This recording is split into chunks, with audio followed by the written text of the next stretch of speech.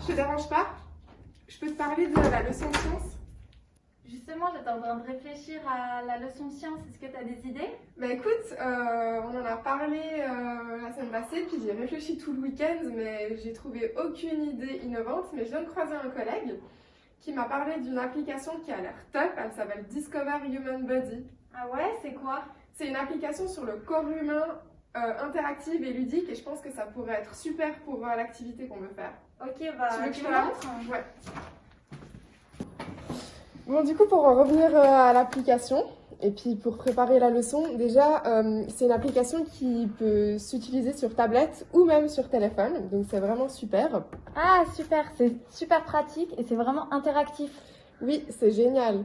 Et en plus, ça permet aux élèves d'être autonomes, et on va pouvoir introduire cette activité dans la tâche qu'on voulait faire avec plusieurs petits ateliers. Ok, c'est trop bien, mais ça marche comment exactement? Attends, je vais te montrer.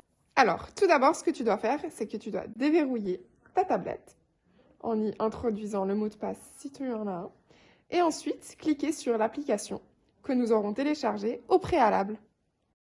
Alors, cette application te permet d'observer et de manipuler des modèles anatomiques en 3 dimensions et d'en étudier les différentes composantes. Tout d'abord, on peut choisir si l'on veut observer un corps humain d'homme, comme voici, ou un corps humain de femme. Ensuite, on peut choisir quel modèle anatomique on souhaite regarder entre le système locuteur, c'est-à-dire le squelette, les muscles,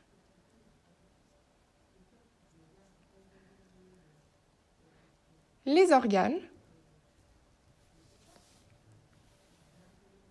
le système nerveux, avec tous les nerfs du corps humain, et pour finir, le système sanguin, avec les vaisseaux. Lorsque l'on clique sur un élément du corps, il se met en évidence, comme voici, ce qui nous permet d'avoir une vision à 360 degrés de cet élément. Nous avons pris l'exemple des poumons. Il est indiqué ce que cet élément est, qu'il fait partie des organes thoraciques.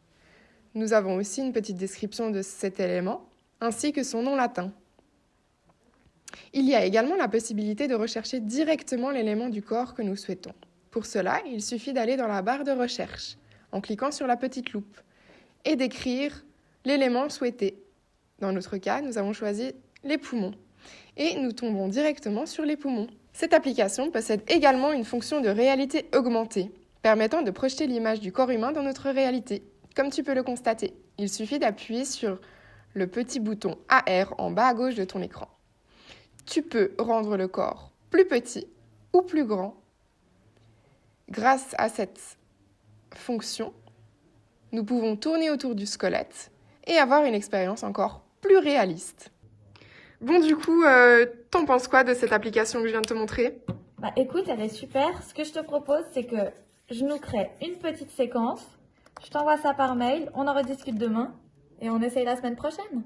Super, ça marche. Hello, bon du coup, tu nous as prévu quoi pour cette activité de science? Bah écoute, moi j'ai pensé ce qu'on pouvait faire, c'était plusieurs petits ateliers. Donc j'ai prévu 4 ateliers. Donc il y aura un atelier sur le système reproductif, Génial.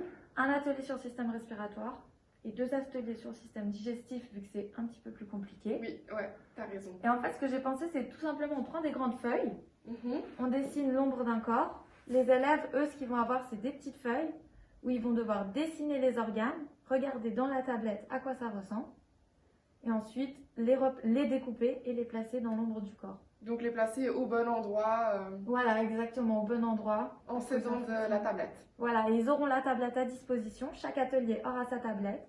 Comme ça, ils pourront bien observer où se trouvent les organes, à quoi ils ressemblent et écrire leur nom pour pouvoir s'aider. C'est génial, je trouve que c'est une très très bonne idée. Ok, nickel. Coucou Laurine, ça a été du coup l'activité? Alors écoute, pas trop mal.